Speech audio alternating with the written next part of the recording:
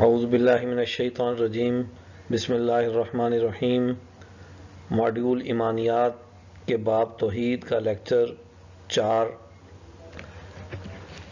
اس کا موضوع اللہ تعالیٰ کی صفت الرزاق اور الرازق ہے۔ دنیا میں انسان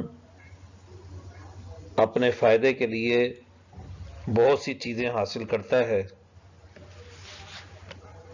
ان میں مال و دولت، علم اور بہت ساری چیزیں جن سے انسان فائدہ اٹھاتا ہے۔ یہ تمام چیزیں اللہ تعالیٰ نے انسانوں کے لیے پیدا کی ہیں، اور یہ چیزیں ہمیں بہت سے ذرائع سے حاصل ہوتی ہیں۔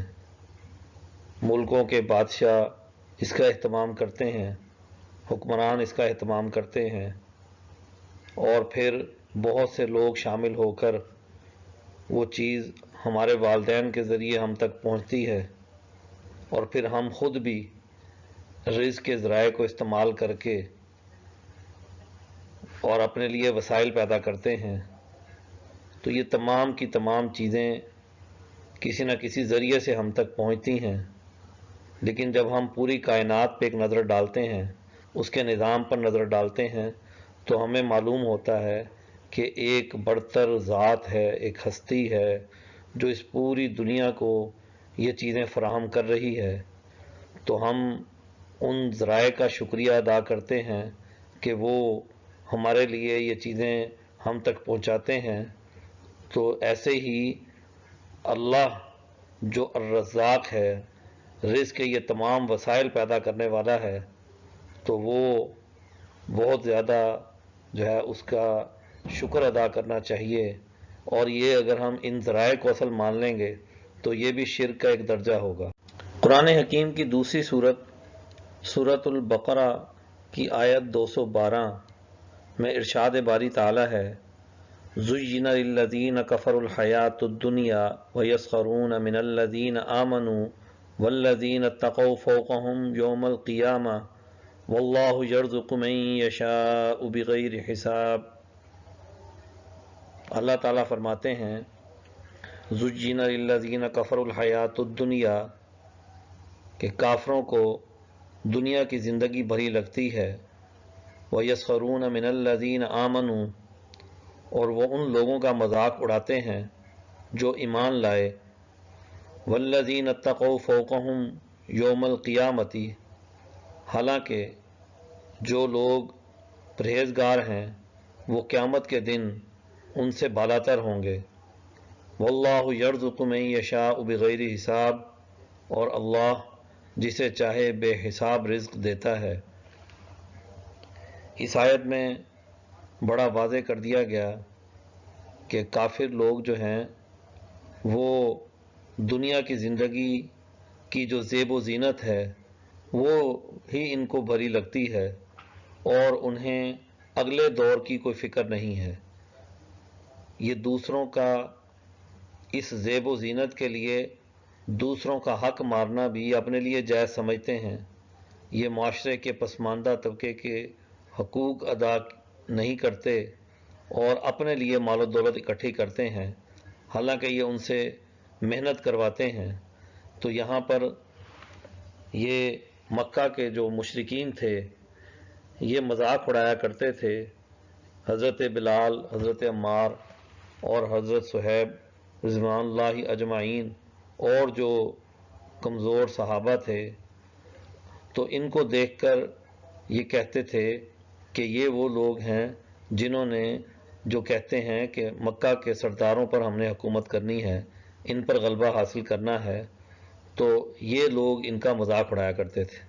تو اللہ تعالیٰ نے واضح یہاں قرآن حکیم میں ارشاد فرمایا کہ یہ لوگ قیامت کے دن ان سے کم تر ہوں گے، اور صحابہ رضوان اللہ اجمعین جو حضور اکرم صلی اللہ علیہ وسلم کی جماعت کا حصہ ہیں، آپ کی صحبت میں رہنے والے ہیں، تو وہ اللہ کے نظام کے لیے کوشش کر رہے ہیں کہ یہ جو اللہ کا رزق ہے، جو اللہ نے اس دنیا میں سب کے لیے بے حساب رزق رکھا ہے، یہ سب لوگوں تک پہنچنا چاہیے، اس سے کوئی محروم نہیں ہونا چاہیے۔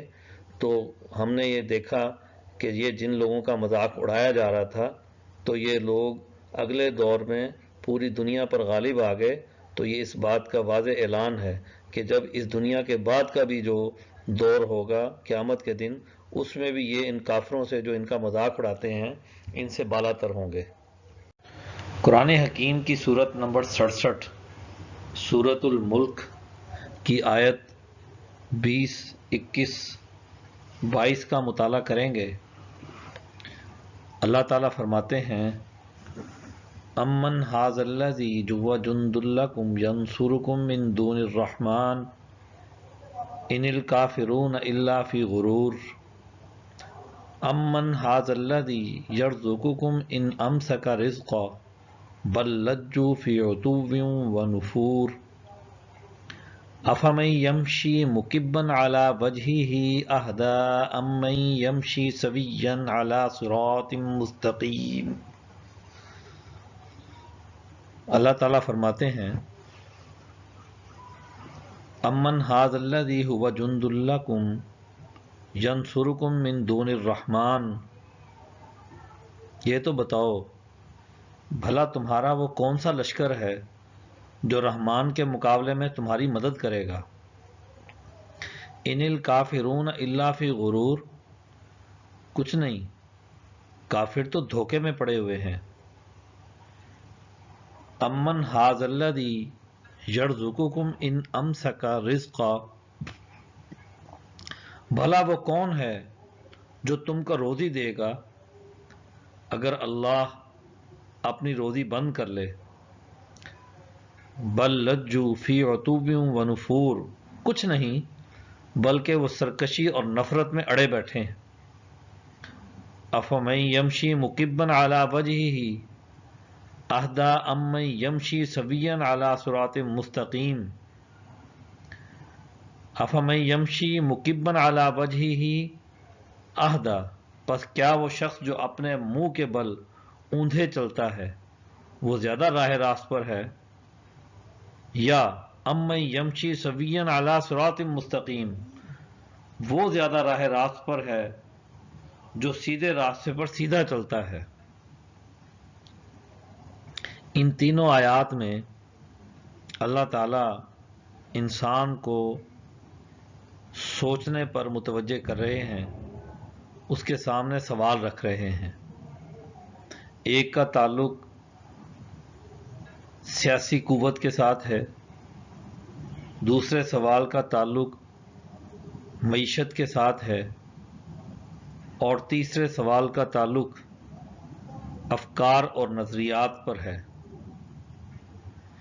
یہی تین چیزیں کسی بھی معاشرے کی بنیاد ہوتی ہیں.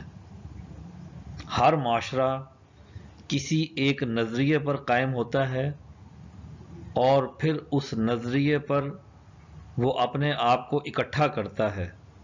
یوں پوری جماعت، پوری پارٹی، پوری قوم کی بتدریج ایک سوچ بن جاتی ہے اور پھر وہ اپنے آپ کو ایک سیاسی قوت اور معاشی قوت میں ڈھالتے ہیں.